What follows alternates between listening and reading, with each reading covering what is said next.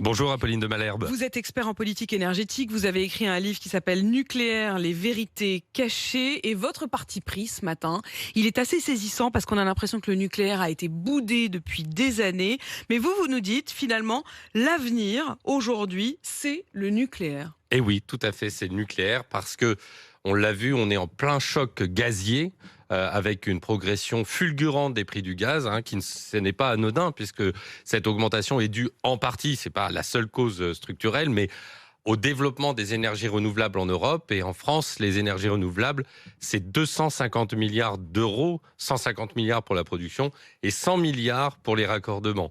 Or, le rapport Stratégie nationale bas carbone du ministère de l'écologie l'a dit, si on baisse la part du nucléaire à 50% dans les prochaines années... C'est normalement l'objectif du point de vue du respect de l'environnement, c'est Tout ce qui à avait fait. été défendu. Mais sauf que le rapport du ministère de l'écologie précise que si on va dans ce sens-là, on est obligé d'ouvrir 20 centrales à gaz, ce qui aura pour effet d'augmenter les émissions de gaz à effet de serre. Et c'est tout le paradoxe. Alors, vous le dites, arrêtons les éoliennes et les panneaux solaires, il faut investir dans le nucléaire. Le nucléaire qui paraît presque à la mode. Il y a évidemment cette tribune ce matin qui est signée par 13 ministres européens, dont Bruno Le Maire et Agnès Pannier-Runacher qui est en charge de l'industrie, qui dit « Nous, Européens, nous avons besoin du nucléaire ».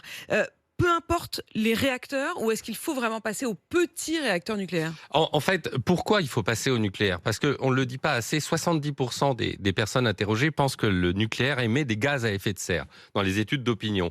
Or, le nucléaire est entièrement décarboné. C'est la source d'électricité la plus décarbonée dans le monde. En fait, elle est propre à court terme, mais elle est inquiétante à long terme, oui, mais enfin, en elle cas génère d'accident. quelques petits déchets nucléaires. Vous savez, en France, les 40 ans petits déchets nucléaires. Les 40 ans de développement du nucléaire ont généré 4000 mètres cubes de déchets haute activité. Donc vous voyez, 4000 mètres cubes, c'est 0,2%. Ce sont des déchets dont on ne sait pas comment on va pouvoir s'en débarrasser à long terme. Mais on les vitrifie, on les met dans des colisages et ensuite ils seront enterrés à Bure dans le cadre de Cigéo.